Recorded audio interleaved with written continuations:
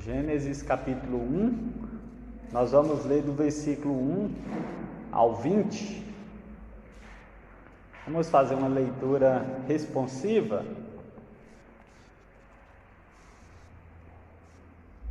Isso, diz assim: No princípio criou Deus os céus e a terra.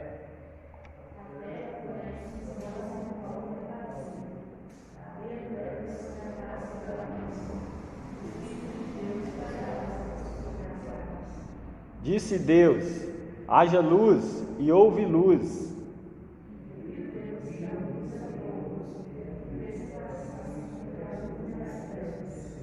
Chamou Deus a luz dia, e as trevas noite. Houve tarde e manhã, o primeiro dia.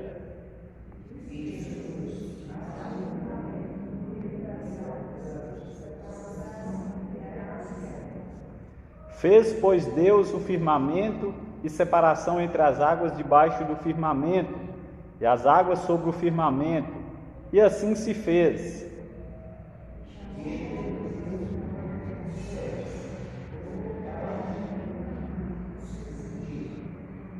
Disse também Deus: ajuntem-se as águas debaixo dos céus num só lugar, e pareça a porção seca. E assim se fez.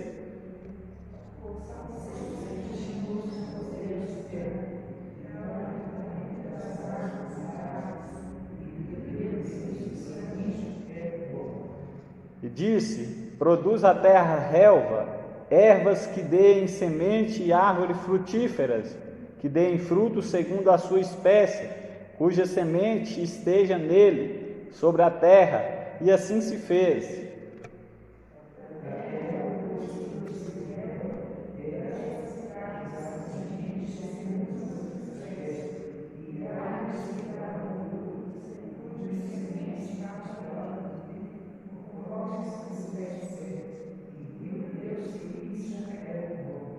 Houve tarde e manhã, o terceiro dia.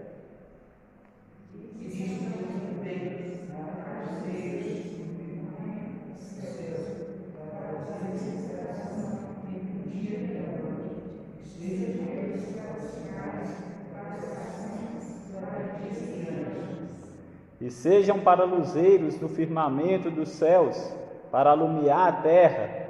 E assim se fez.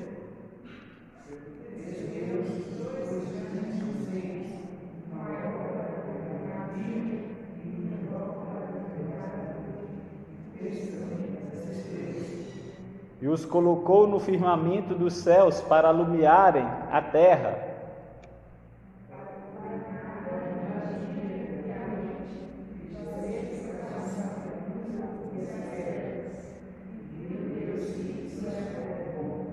Houve tarde e manhã, o quarto dia.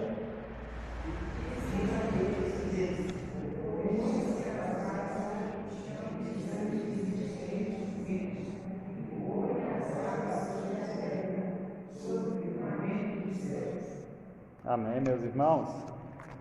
Aqui em Gênesis, nós vemos a obra da criação, o início de tudo, né? Da criação, o início está aqui. A terra, ela era sem forma e vazia. Então, o Espírito Santo, Deus, Jesus, a Trindade Santa, ela já existia. Então, eles resolvem criar o céu, criar a terra e tudo que existe.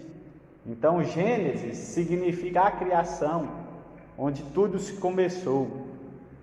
Vamos mais uma vez, meus queridos irmãos, ler em Isaías 65.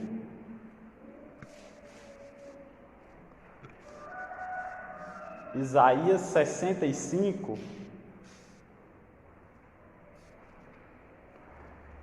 Enquanto os irmãos procuram, eu quero justificar a ausência do pastor e a família. Eles foram a um casamento em Carangola. O pastor foi fazer um casamento lá. Amanhã, com a permissão de Deus, ele está retornando para cá. Então, hoje não vai ter o estudo da revista Batalha Espiritual.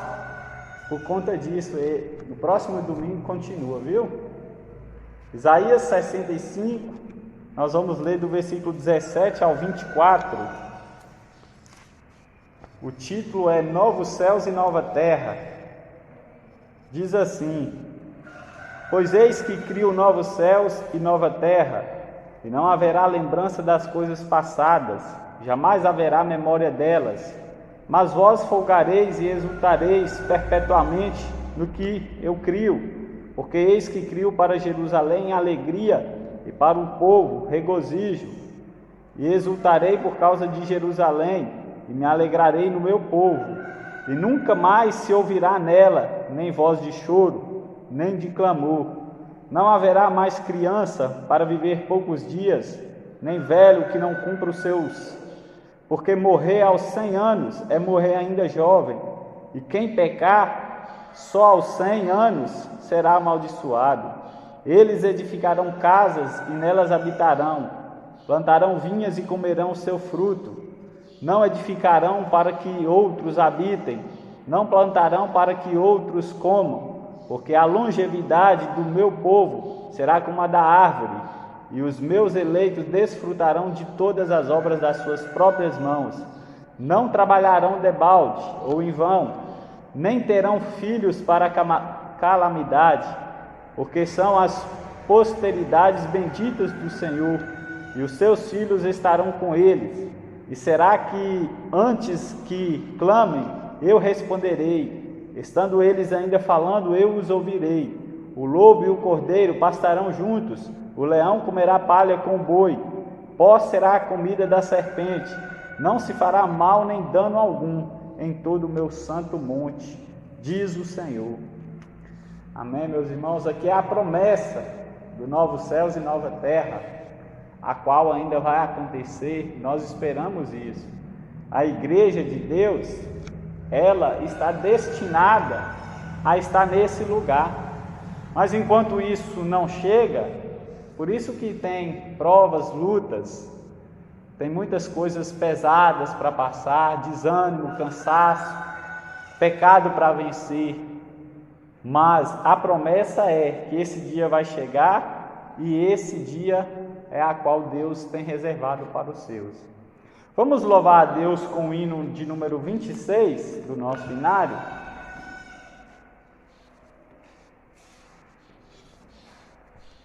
Hino 26.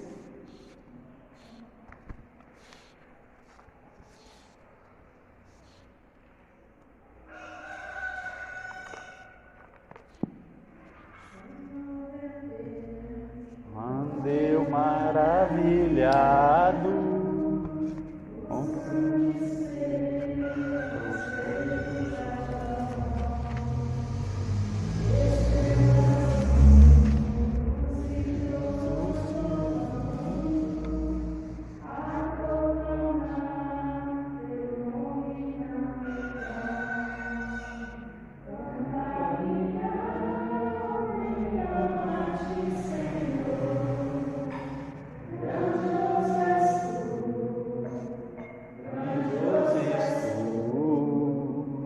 canta minha alma a ti, Senhor.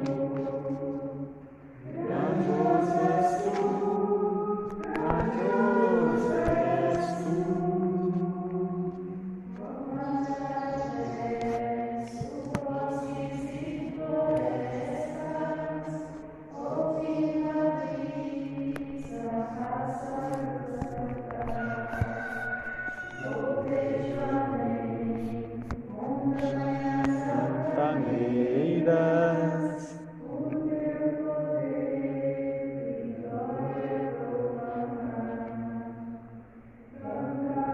Minha alma então a ti, Senhor. Grandioso és tu, grandioso és tu. Canta minha alma então a ti, Senhor. Grandioso és tu, grandioso és tu.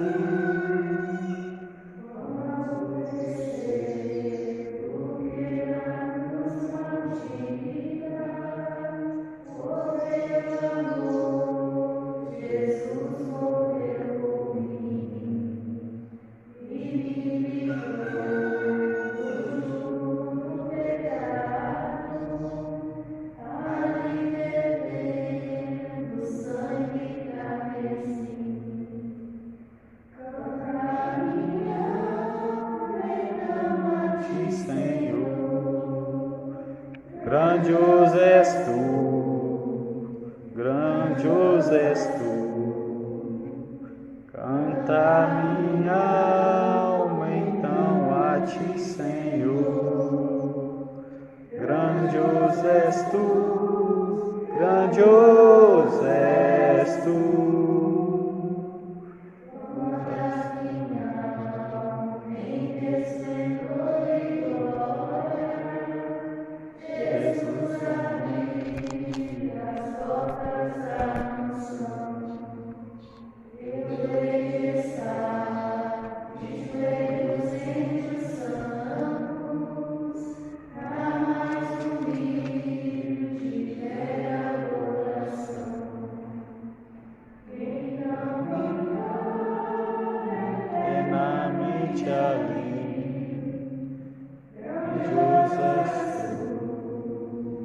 Grandioso és tu,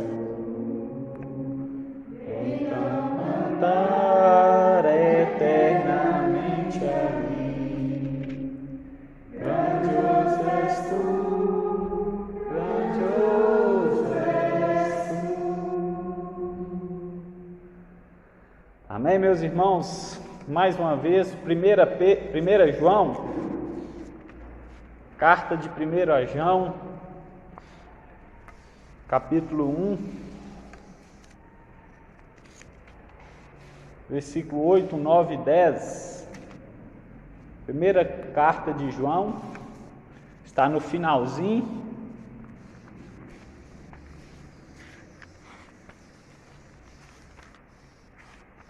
Antes de Apocalipse e Judas. 1 João, capítulo 1, versículo 8 e 9, e deixa aberto após a leitura.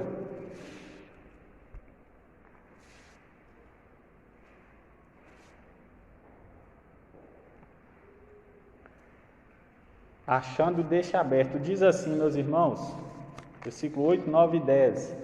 Se dissermos que não temos pecado nenhum, a nós mesmos nos enganamos, e a verdade não está em nós. Se confessarmos os nossos pecados, Ele é fiel e justo para nos perdoar os pecados, nos purificar de toda injustiça. Se dissermos que não temos cometido pecado, fazemo-lo mentiroso, e a sua palavra não está em nós. Agora, meus irmãos, volta à página mais uma vez aí, deixa em 2 Pedro, capítulo 3, vai ser o nosso estudo. 2 Pedro, capítulo 3. Agora é o momento de nós confessarmos os nossos pecados. Nós temos pecado contra o Senhor.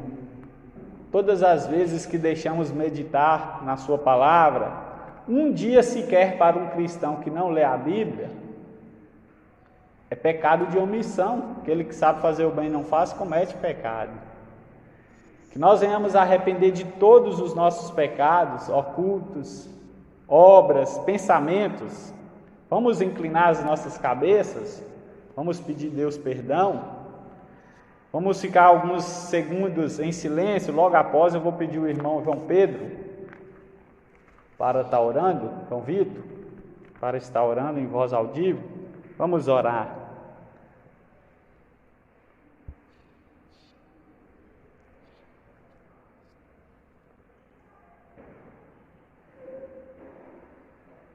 Meu Deus, meu Pai, nós estamos chegando aqui, meu Pai, mais nessa manhã, meu Deus, para pedir a sua misericórdia, meu Pai, para agradecer por ter enviado seu Filho, vivendo, mostrando luz no nosso Pai, para nos livrar do pecado. Te agradeço, meu Pai, por ter morrido na cruz, por ter vertido seu sangue da vida por nós, Pai. Te peço, meu Pai, que abençoe esse estudo, essa manhã, meu Pai, domingo, que abençoe esse início de semana, meu Senhor. Em nome do Senhor Jesus, amém. Amém. Amém, meus irmãos. Agora nós vamos ler em 2 Pedro, capítulo 3, nós vamos ler do versículo 1 ao 13. Os irmãos só acompanham. Esse é o tema do estudo. O tema é a vinda do Senhor e o seu significado. As crianças vão subir, irmã? Vão, né? Vamos fazer a leitura logo após mais uma oração. E as crianças vão subir com a irmã. Diz assim: Amados, esta é agora a segunda epístola que vos escrevo, e em ambas procuro despertar com lembrança da vossa mente esclarecida, para que vos recordeis das palavras que anteriormente foram ditas pelos santos profetas, bem como do mandamento do Senhor e Salvador, ensinado pelos vossos apóstolos, tendo em conta, antes de tudo, que nos últimos dias virão escarnecedores com os seus escárnios, andando segundo as próprias paixões, e dizendo: onde está a promessa da tua vinda? Porque desde que os pais dormiram, todas as coisas permanecem como desde o princípio da criação, porque deliberadamente esquecem que de longo tempo houve céus bem como a terra, a qual surgiu da água e através da água pela palavra de Deus, pela qual veio a perecer o mundo daquele tempo, afogado em água. Ora, os céus que agora existem e a terra pela mesma palavra têm sido entesourados para fogo, estando reservado para o dia do juízo e destruição dos homens ímpios. Há todavia uma coisa, amados, que não deveis esquecer, que para o Senhor um dia é como 1000 anos, e 1000 anos como um dia. Não retarda o Senhor a sua promessa, como alguns a julgam demorada. Pelo contrário, Ele é longânimo para convosco, não querendo que nenhum pereça, senão que todos cheguem ao arrependimento. Virá, entretanto, como ladrão o dia do Senhor, no qual os céus passarão com estrepitoso estrondo, e os elementos se desfarão abrasados. Também a terra e as obras que nela existem serão atingidas.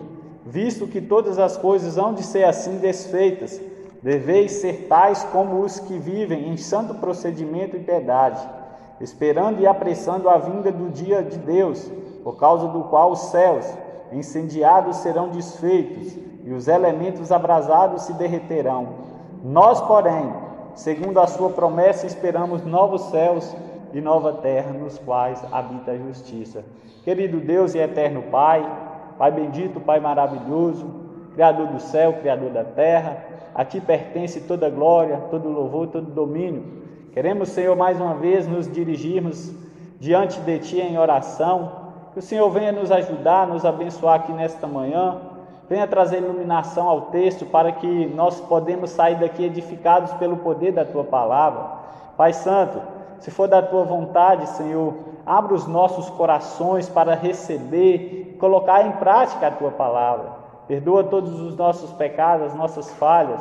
Cuida da Tua igreja, ó Deus. Queremos orar também pelas crianças, ó Deus, que vão subir, que o Senhor possa estar com elas, abençoando elas, fazendo elas entender o propósito, Senhor, da vida. Abençoa a irmã que vai ministrar o estudo para elas, que o Senhor dê sabedoria, que o Senhor dê experiência, Senhor, para que em tudo seja o Teu nome glorificado.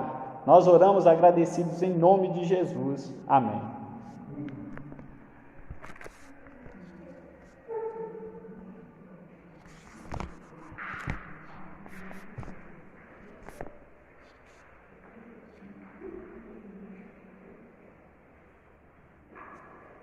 Então, meus irmãos, nós vamos falar sobre esse texto que nós lemos, a vinda do Senhor e o seu significado. Pedro, ele já está bem experiente aqui, bem antes ali da sua morte. Ele vai mandar 2 cartas para o povo da Ásia Menor. Esse pessoal aqui, os destinatários aqui dessa carta, são pessoas que estavam fugindo da perseguição mesmo, forte. E Pedro vê que eles necessitam ser orientados. E nas 2 cartas, tanto 1 João, 1 Pedro como 2 Pedro, ele tem a mesma finalidade de despertar eles, a orientar eles, mostrar para eles que crente passa por isso, que enquanto estiver aqui na terra vai ter lutas, mas eles tinham que o quê? Aguardar os novos céus e nova terra, não desanimar. E ele começa dizendo aqui: amados, esta é agora a segunda epístola que vos escrevo. Então ele tem ali como um pastor, ele é um homem que pastoreava verdadeiramente a sua igreja, e ele tem um carinho pelos irmãos. Ele chama ele de amados, assim como João, lá nas suas cartas, fala com os discípulos, meus filhinhos. É uma forma carinhosa a qual ele tinha, porque ele era um verdadeiro pastor. Então ele começa, amados. Essa atitude para com os leitores de sua carta reflete a preocupação pastoral de Pedro. Pedro era um homem que ele preocupava com o rebanho. Infelizmente, nos dias de hoje, tem muitos pastores que não cuida bem do seu rebanho, não faz visita, não manda carta, não manda mensagem pastoral para edificar a sua igreja. Então nós vemos que Pedro, ele era presbítero, a palavra presbítero significa pastor. Ele fala, amados, esta é a segunda epístola. Amados, eu já mandei uma carta, essa agora é a segunda. Vou mandar outra carta porque eu vejo a necessidade de despertar de vocês. Por quê? Na primeira carta eu falei sobre os falsos crentes, sobre os falsos profetas. Nessa segunda carta, Pedro vai dedicar mais agora alertando sobre os falsos mestres e sobre os falsos irmãos, os crentes, que eles tentavam enganar ali as profecias de Jesus, negando o juízo vindouro, negando a condenação, a prestação de contas, querendo negar ali, tirando a esperança do povo. Então Pedro vai mandar, não é assim, vai ter um juízo, as coisas, o céu e a terra vão ser desfeitos, serão purificados pelo poder de Deus. Então esta é a segunda epístola, ou seja, é a segunda depois de 1 Pedro. Aí ele continua dizendo aqui, em ambas procuro despertar com lembrança da vossa mente esclarecida. Pedro, da mesma forma que ele tem ali para admoestar eles, ele faz um elogio também. Quero lembrar da vossa mente esclarecida. É um elogio que demonstra que Pedro acreditava que seus leitores eram cristãos genuínos. Olha, vocês têm a mente esclarecida. Na primeira carta, eu mostrei para vocês, vocês receberam, acataram. Então vocês têm a mente esclarecida, porque vocês são cristãos genuínos. E ele continua dizendo aqui, a vossa mente esclarecida. Esclarecida significa pura, vocês têm a mente pura, limpa, sem mácula. Significa não contaminada, que não se misturou com as influências sedutoras do modo da carne e do diabo. Os falsos profetas que rodeavam a igreja, os verdadeiros crentes, eles tentavam influenciar, subordinar suas mentes, para tirar o quê? Não existe isso de julgamento, não vai ser assim do jeito que esses pastores falam, não terá novos céus e nova terra, não terá purificação da terra, não vai ter nada disso. Então Pedro fala aqui que vocês têm a mente santa, limpa, vocês já foram influenciados pelo poder da palavra. Vocês não podem permitir que os falsos pastores, profetas, falsos crentes, façam as suas cabeças de modo que vocês venham deixar de crer na verdade. Meus irmãos, muitas pessoas, quando criam novos céus, nova terra, na palavra de Deus, talvez por muitas coisas que têm acontecido, deixaram de crer, aquilo que aprendeu, deixou. Paulo, escrevendo a Timóteo, ele diz, Timóteo, persevera nas primeiras coisas que você entendeu e creu, não saia dessas verdades. Então os verdadeiros cristãos eram muito diferentes dos falsos mestres, que eram apóstatas e corruptos. Pedro tentou imprimir em seus leitores a verdade que eles já conheciam, para que a razão santificada e o discernimento espiritual deles pudessem detectar e refutar os proponentes da falsa doutrina. Então, olha, cristãos, quando esses falsos mestres chegar, tirando as suas esperanças, que Jesus não vai voltar, que não vai haver novos céus e nova terra, que não vai haver um lugar que habita a justiça, refuta eles, não deem crédito para eles. Assim é nós, meus irmãos.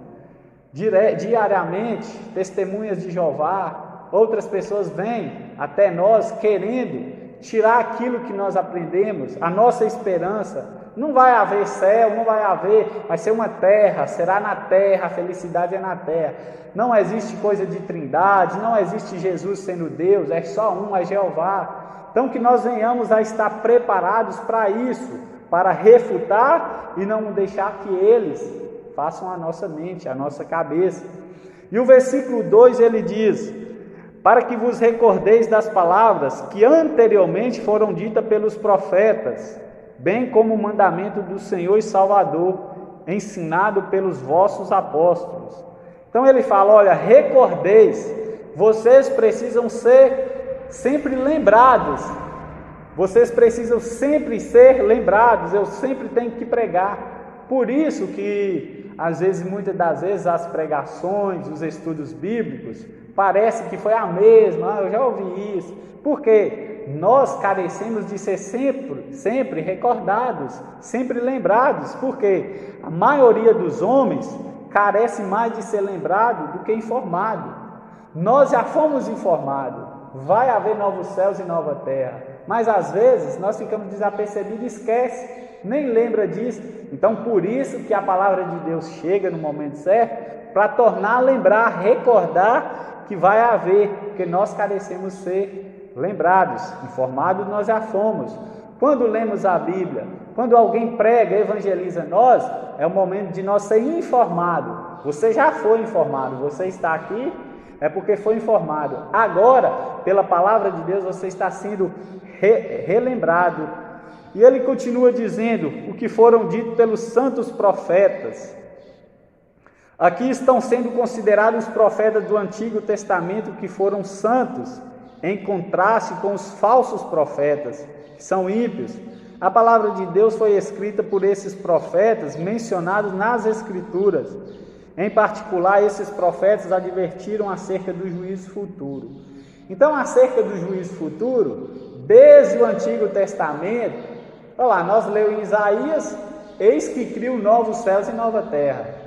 Está no Antigo Testamento, pelos santos profetas. Os patriarcas, Abraão, Isaac, Jacó, falaram também sobre o juízo de Deus.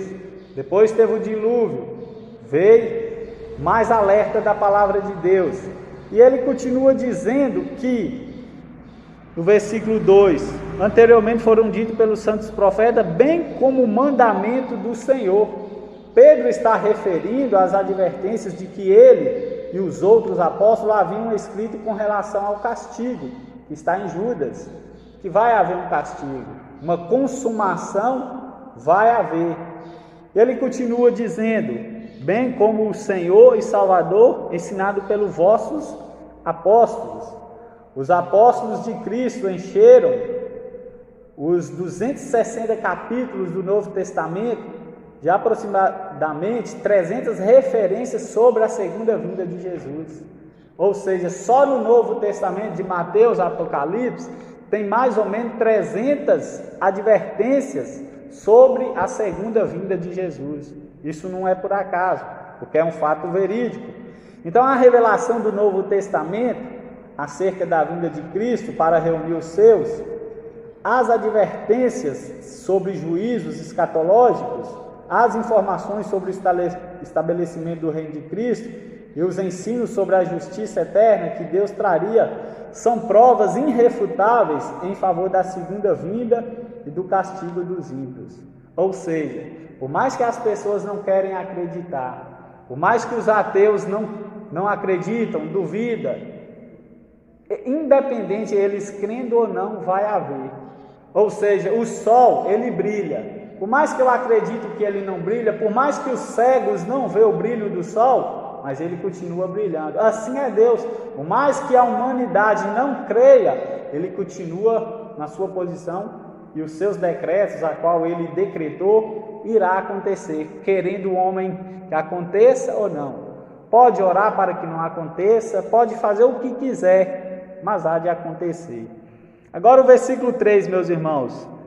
Tendo em conta, antes de tudo, que nos últimos dias virão escarnecedores com os seus escárnios, andando segundo as próprias paixões. Agora ele fala, tem em conta isso. Pedro já estava preparando eles contra os falsos crentes, os falsos apóstolos e até contra os ímpios. Leva em conta uma coisa, antes de tudo. Ou seja, antes de tudo significa que o principal assunto, não o primeiro item da lista. A prioridade de Pedro nessa seção de sua carta é advertir os cristãos sobre como os falsos mestres tentariam negar o juízo e roubar a esperança dos cristãos. Tentar negar o juízo. Tem muitas igrejas que não crêem no inferno eterno, no castigo eterno. Igrejas evangélicas. Tem muitas pessoas que negam essas verdades. Então Pedro está aqui, tenha em conta antes de tudo.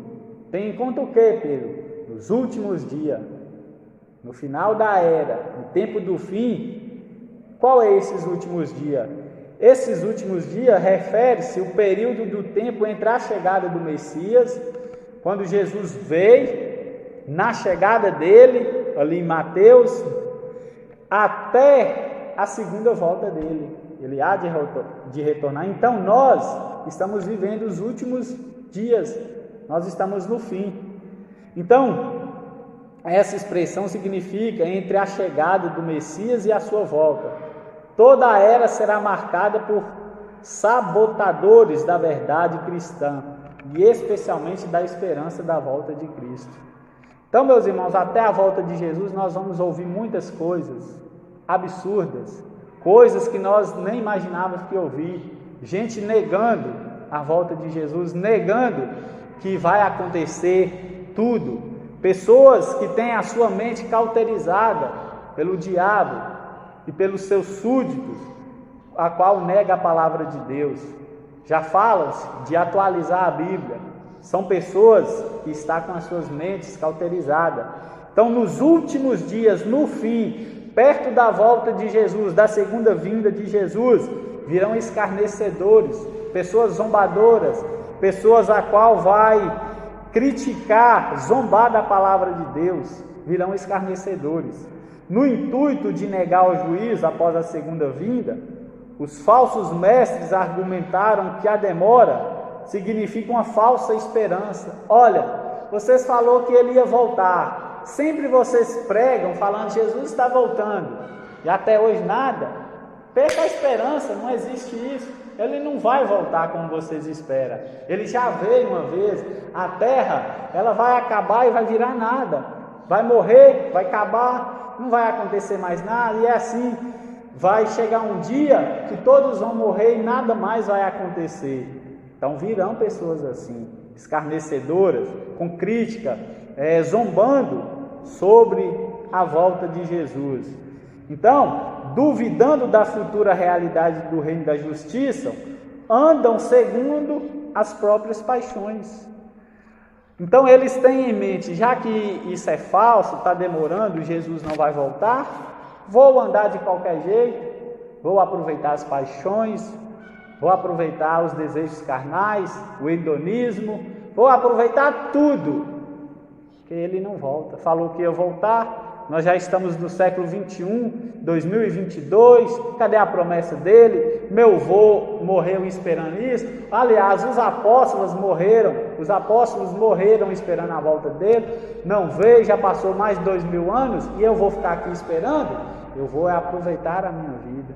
Então esses falsos crentes com os falsos mestres tentam negar essa realidade, então querendo justificar o seu estilo de vida pecaminoso. Então, por meio de escárnios, os falsos mestres argumentam contra a segunda vinda de Cristo. Eles não creem e eles pregam contra querem ganhar discípulos ali para viverem subordinados por eles. Então, nos últimos dias, escarnecedores ia acontecer, fazendo escárnios, andando segundo as suas próprias paixões. Andando segundo as suas próprias paixões significa a maneira de comportar-se ou ao estilo de vida. Os falsos mestres ou qualquer outro que seja, que não conhecem a Deus, não tem nada que possa refrear suas paixões. Então, zombam da vinda de Cristo, porque querem buscar os prazeres, tanto os impuros, sexuais impuros, sem sofrer consequências ou sem ter de enfrentar a punição divina.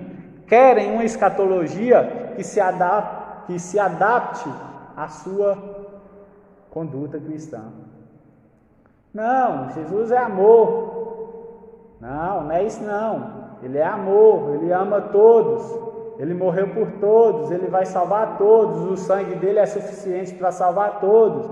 Então, independente de como eu esteja, por Ele ser amor, essa é a teologia da escatologia deles. Jesus vai salvar todos. E cai no universalismo, que crê que Ele vai salvar todos, independente de como viver nessa terra, e esquece que Ele tem um atributo que se chama a ira de Deus. Ou seja, tanto o amor de Deus não anula a ira, nem a ira anula o seu amor. Versículo 4. E esses escarnecedores vão dizer, e dizendo, onde está a promessa da sua vinda? Porque desde que os pais dormiram, todas as coisas permanecem como desde o princípio da criação. Vocês falam que vão vir, os crentes pregam, onde está a promessa?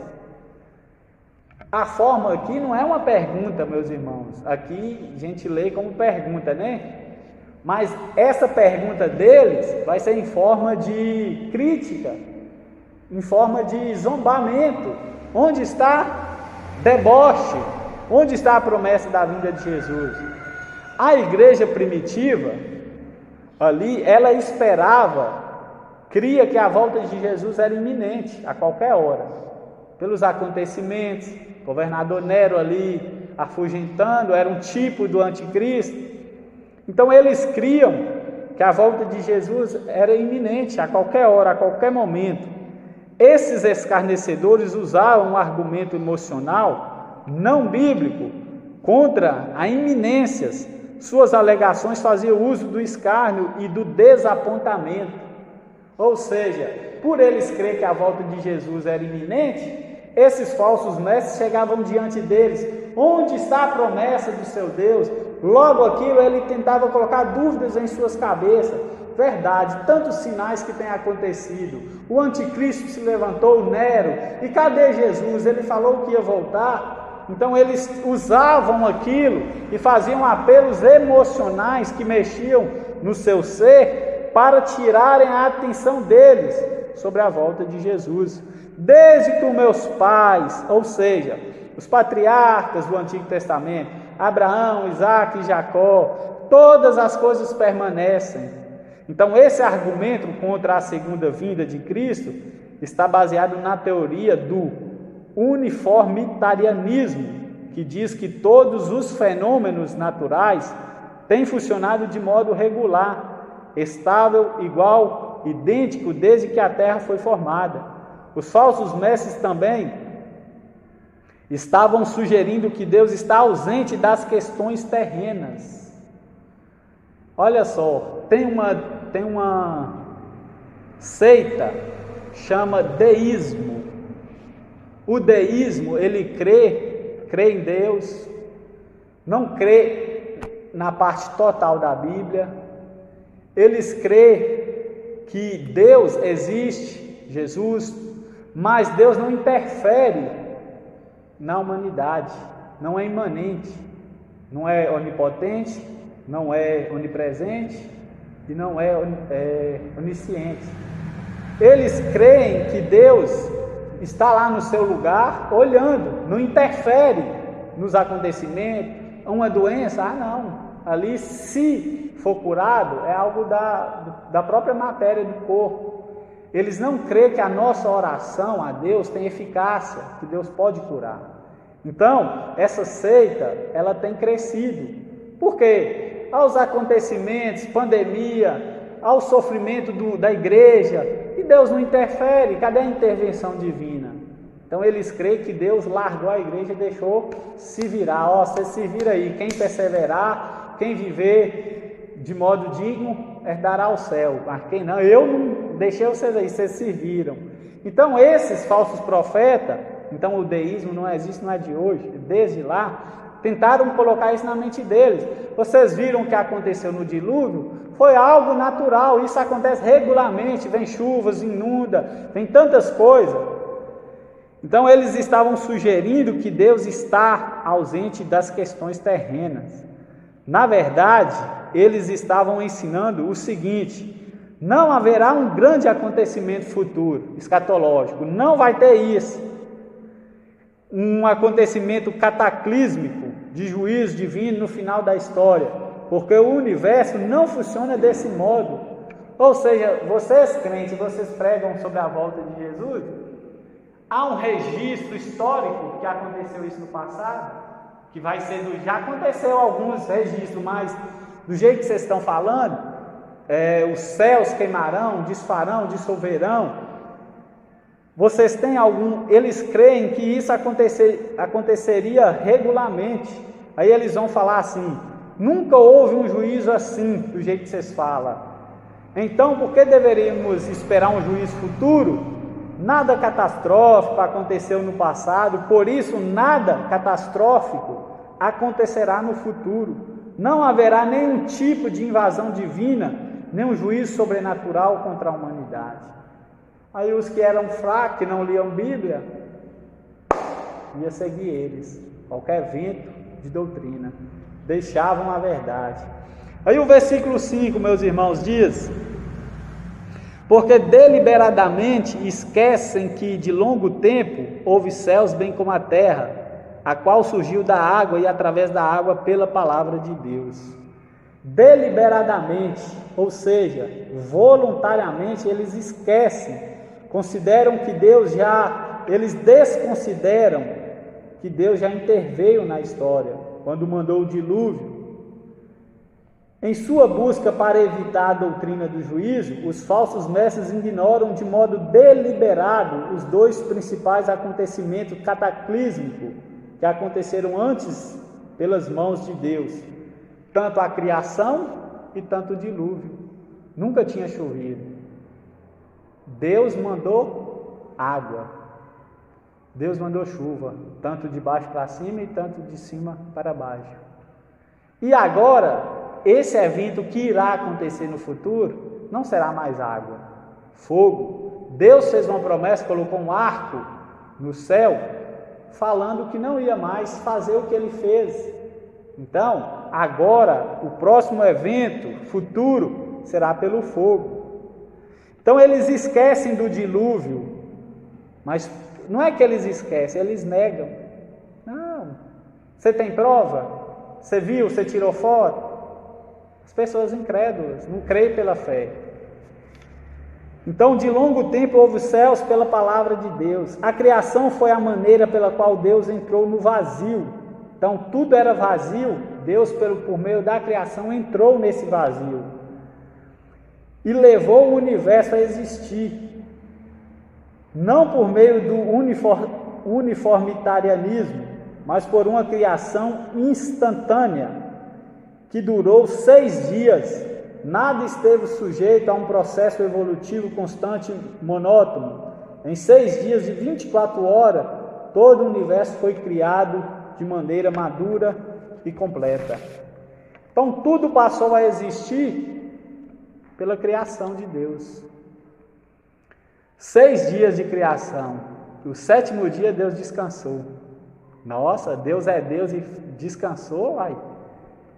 Não é a palavra ali para descansar ali, é porque ele acabou a criação, não tinha mais o que fazer, tudo era completo, então cessou a obra. Então no 7º dia não tinha nada para ele fazer. Então a terra, a qual surgiu da água e através da água. A terra foi formada entre duas massas de água, nós lemos lá em Gênesis. Durante a primeira parte da semana da criação, Deus agrupou as águas superiores numa abóbada, numa cúpula que rodeava a terra, e as águas inferiores em reservas subterrâneas, rios, lagos e mares. Então Deus mandou cada lugar, cada item para o seu devido lugar. Agora ao versículo 6, meus irmãos. Pelo qual veio a perecer o mundo daquele tempo, afogado em água. Agora está falando do dilúvio, pela qual, ou seja, pela água, Deus ao criar a água em cima e embaixo, foi assim, ele separou, né? Deixou uma massa por baixo e outra por cima, por isso que inundou a água, e por isso que choveu, é por isso que chove, é por isso que tem água embaixo, poços artesianos. Então, Deus, ao criar a água por cima e embaixo, incorporou em sua criação um instrumento de sua própria destruição. Então ele fala, veio ao mundo daquele tempo, uma referência à ordem do mundo antes do dilúvio. O mundo antes do dilúvio, protegido dos destrutivos raios ultravioletas e com um clima suave, sem chuvas, tempestades e ventos, era caracterizado pela vida longa dos seres humanos. Olha só, antes do dilúvio, Gênesis capítulo 1 até o capítulo 5, não existia raios, não existia tempestades, chuvas, por isso que eu falei, não existia chuva, o clima era suave, por isso caracterizava a longevidade de vida, 900 anos, 300 e tanto, 400 e tanto, Matusalém, Enoque. Essas pessoas tinham a longevidade de vida por muito tempo. E o que acontece em Gênesis 6? Deus, ele entristece de ter criado o homem. Então, a partir dali ele fala que o homem não terá mais longevidade de vida. O homem ia viver até 120 anos. E com isso, após o dilúvio, veio as tempestades, os raios, a qual não existia, e agora então pode o quê? A brevidade da vida, devido a esses acontecimentos. O mundo entrou em outra era. Antes do dilúvio era uma coisa, a longevidade de dias, de vida.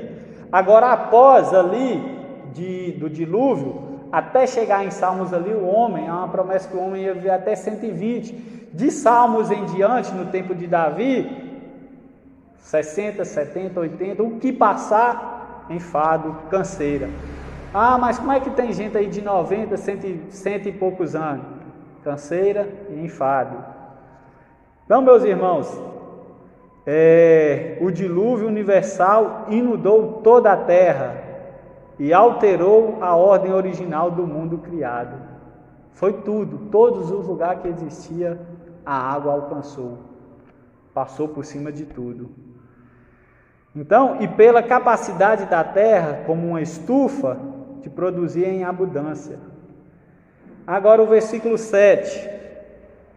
Ora, os céus que agora existem e a terra, pela mesma palavra, têm sido entesourados para o fogo, estando reservados para o dia do juízo e destruição dos homens ímpios. Eu acho que Pedro aqui estava pensando, não, eles vão dar crédito para esses falsos mestres. Não, eu vou mandar essa carga nesse sentido, vai haver uma destruição. Os céus que agora existem, já existiram, eles serão entesourados, preparados, guardados para o fogo que Deus vai colocar. Então ele fala no 7, ora, os céus que agora existem, ou seja, desde o dilúvio, a humanidade vive na segunda ordem do mundo. Antes do dilúvio, a primeira ordem, agora a segunda ordem do mundo. Uma das diferenças óbvias entre as duas ordens do mundo é que as pessoas atualmente vivem 70 anos e não 900 anos mais, que era uma idade comum dos seres humanos antes do dilúvio. E Pedro estava defendendo a ideia de que há uma terceira forma dos céus e da terra que ainda está por vir após outro cataclismo. Então os céus que agora existem e a terra, pela mesma palavra, têm sido entesourados. Agora existe pela mesma palavra. O atual sistema do mundo está reservado para o castigo futuro, que virá pela palavra de Deus. Assim como aconteceu com a criação e o dilúvio, Deus irá pronunciá-lo também, depois que a atual ordem for destruída novamente. Aí ele pega e fala, a qual esse mundo, desde o dilúvio até a segunda vinda de Jesus, ele está entesourado para o fogo, para a destruição, para o juízo de Deus. Entesourados para o fogo, Deus pôs um arco-íris no céu para indicar que ele nunca destruiria o mundo novamente por meio da água. Então, meus irmãos, não vai haver mais dilúvio. Foi uma promessa que Deus fez. Deus colocou um arco-íris para mostrar o seu pacto, que não ia mais destruir a terra por meio da água. Está lá em Gênesis 9:13. Agora, no futuro, Deus destruirá os céus e a terra por meio do fogo. Está em Isaías 66, Daniel 7, Malaquias 1, 2 Tessalonicenses 7, versículo 8.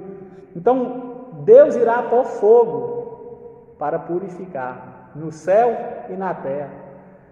Muitos estudiosos falam que Deus vai purificar o céu e purificar a terra, porque no céu tem uma mancha da queda de Satanás. Então ficou um pouco manchado. Quando fala no céu, quando fala de queda, caiu do céu. Então Deus irá purificar. E da terra, devido à queda de Adão, a mancha do pecado de Adão. Então esse céu e essa terra estão entesourados para o dia do juízo e dos homens ímpios. Então a terra espera o dia do juízo e da destruição dos ímpios. Os piedosos não estarão presentes na terra quando Deus pronunciar o juízo por meio do fogo. A igreja, ela será arrebatada. No finalzinho, na segunda vinda de Jesus, eu não sei qual a ordem cronológica, mas vai ser instantâneo os acontecimentos. Segunda vinda, taças da ira, fogo. Então, a igreja vai ser arrebatada. Não vai estar aqui durante essa purificação. Agora o versículo 8. Há todavia uma coisa, amados, que não deveis esquecer, que para o Senhor um dia é como 1000 anos, e 1000 anos como um dia. Pedro está querendo dizer assim, Deus entende o tempo de um modo muito diferente do que os seres humanos. Deus não se limita ao tempo e ao espaço. Deus é atemporal. Deus já vê todas as coisas. Deus já vê todos esses acontecimentos. Deus já vê quem é que vai chegar no novo céus e nova terra, quem vai estar lá, Deus já vê. Agora nós vivemos o presente. O passado passou, o futuro ainda está à frente, nos aguarda. Agora o presente nós estamos vivendo. E para Deus, um dia é como 1000 anos, e 1000 anos como um dia. Versículo 9. Não retarda o Senhor a sua promessa, como alguns a julgam demorada. Pelo contrário, Ele é longânimo para convosco, não querendo que nenhum pereça, senão que todos cheguem ao arrependimento. Não retarda o Senhor, ou seja, não demora ou tarda. Tudo é no tempo de Deus.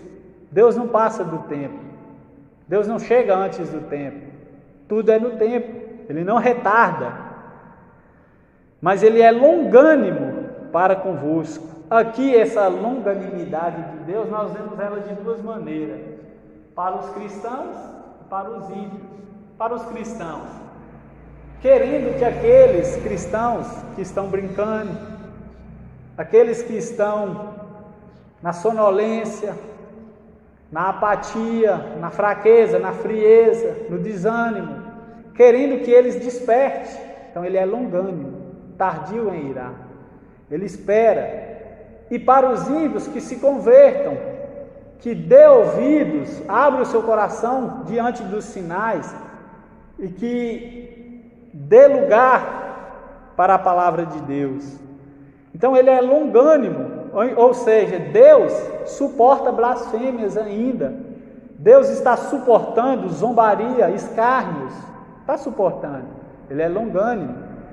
Deus suporta blasfêmias incessantes contra o seu nome, assim como rebeliões, homicídios e a contínua transgressão de sua lei, esperando com paciência enquanto está chamando a humanidade ao arrependimento.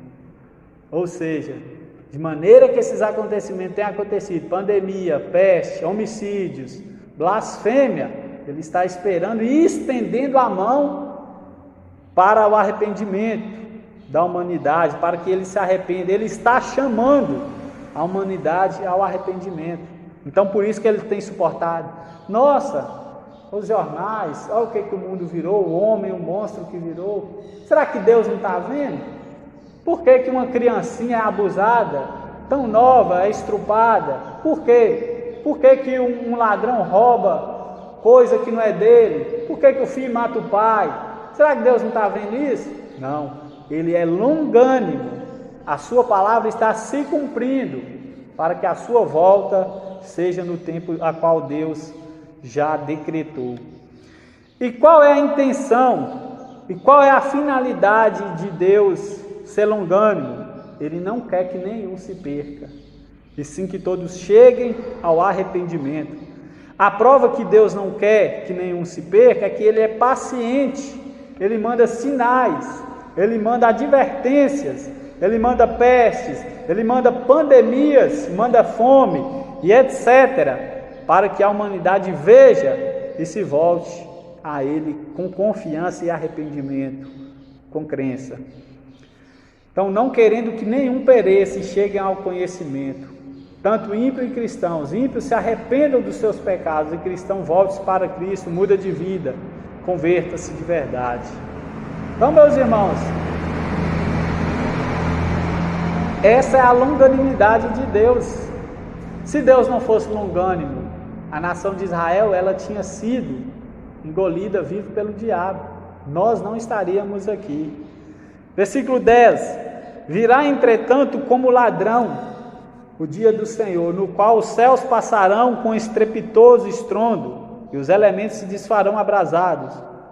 Também a terra e as obras que nela existem serão atingidas. Virá como ladrão. O dia do Senhor chegará de modo surpreendente, repentino, inesperado. Não vai avisar. Agora, e desastrosos para os que estiverem não preparados. Esse dia do Senhor aqui será surpresa para quem não está preparado, como um ladrão. Para o ladrão ali, ele não está esperando quando o ladrão vai roubar, a qualquer momento. Como um ladrão. Então ele chegará, vai surpreender muitos, vai ser repentino, inesperado e desastroso para os que estiverem não preparados. Lá em Mateus capítulo 24, versículo 37 ao 39, fala que assim como foi nos dias de Noé, assim será a volta do Filho do Homem. Eles comiam, bebiam, casavam-se, davam-se casamento, e quando não a perceberam, veio o dilúvio. Foi inesperadamente. Na volta de Jesus, vai ter muita gente desapercebida, despreparada, vai ter muita gente dormindo, vai ter muita gente se envolvendo em negócios errados. Você já viu a Copa do Mundo, a política, o carnaval? Como que as pessoas têm uma distração, não estão nem aí?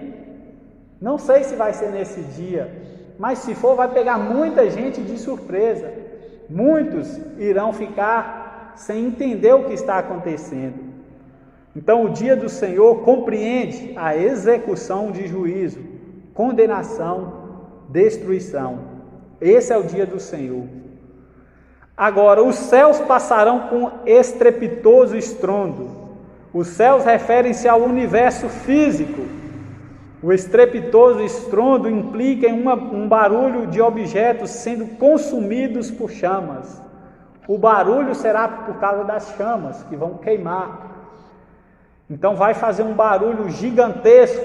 Os ímpios irão ficar com medo e irão tentar esconder nas rochas. E Jesus vai estar vendo. E eles vão desejar que os montes, os morros, caem sobre eles para fugir, para tentar fugir da ira do Cordeiro. Então, a terra e as suas obras, toda a terra natural e física em sua forma atual será consumida. Tudo isso aí, meus irmãos, que nós vemos, será destruído. O fogo vai purificar todas as coisas. Então, nós iremos para novos céus e nova terra. Versículo 11. Visto que todas essas coisas hão de ser assim, desfeitas, deveis ser tais como os que vivem em santo procedimento e piedade. Agora, Pedro, diante de todos os acontecimentos, ele manda alerta para a igreja. Vocês compreenderam? Compreendemos. Vocês entenderam? Entendemos. Agora, se vocês entenderam, vocês deveis ser tais como os que vivem em santo procedimento e piedade. Viveis esperando, preparados para isso. Deveis ser tais como os que vivem, significa como vocês devem viver com excelência. Esse é um desafio direto aos cristãos para que conforme sua vida aos padrões de Deus. Santo procedimento e piedade refere-se à maneira como um cristão deve levar a vida separado do pecado.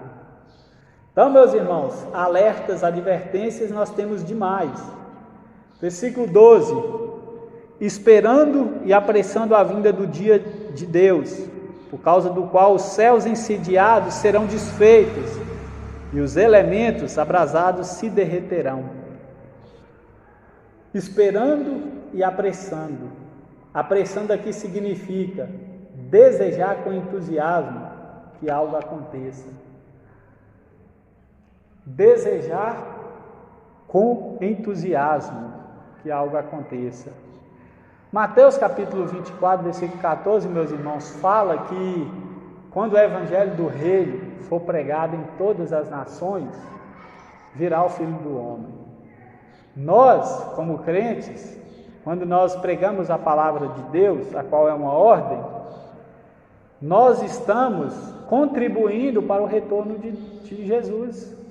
Nós estamos de uma maneira diretamente contribuindo para que ele retorne. Se eu contribuo para o seu retorno, é porque eu estou entusiasmado, esperando, desejando pela sua vinda que algo aconteça. Os céus incendiados. Então, o novo mundo no qual habita a justiça requer que o Senhor primeiro destrua o antigo universo amaldiçoado pelo pecado. Romanos 19, vamos ler Romanos 19, Romanos 8. Vai falar sobre isso aí, que o universo está amaldiçoado. Romanos 8, versículo 19 ao 22.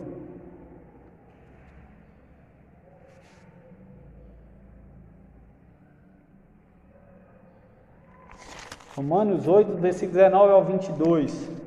Pode ler, Tiane.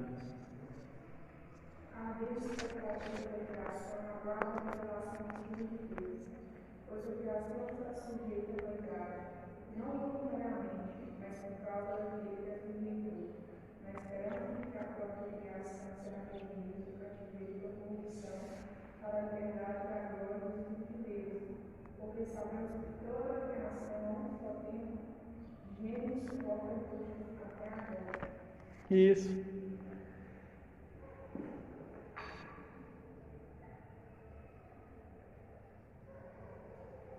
Então, meus irmãos, nós lemos aí que a terra, a criação, ela geme esperando. Então a terra está suportando o pecado, tantas coisas, mas ela geme para a volta de Jesus. Então, Deus irá destruir o antigo universo amaldiçoado pelo pecado, a qual nós lemos aí, fala sobre isso. Agora a conclusão, versículo 13. diante de tudo que Pedro alertou, diante de tudo que nós temos visto. Agora ele fala a conclusão no versículo 13: nós, porém, segundo a sua promessa, esperamos novos céus e nova terra, nos quais habita a justiça. Olha só, Pedro aqui está falando, olha, não espera nada nesse mundo não, não espera o ano de política não espera o que o presidente pode prometer não espera o que o prefeito, vereadores, não espera melhoria não, o Senado, não espera não. Nós, porém, nós quem? A igreja, o povo de Deus, os que creu, nós aguardamos segundo a sua promessa. Qual é a base da esperança de Pedro? A base da esperança dele é a promessa de Jesus. Nós, porém, segundo a sua promessa, esperamos novos céus e nova terra. Vou parafrasear Pedro aqui. Olha, políticos podem prometer e não cumprir. Eles falham, eles são de carne, eles são falhos. Mas a promessa que nós temos de novos céus e nova terra é de uma pessoa que nunca mentiu, é do Deus verdadeiro. Nós aguardamos os novos céus e nova terra, aonde habita a verdadeira justiça.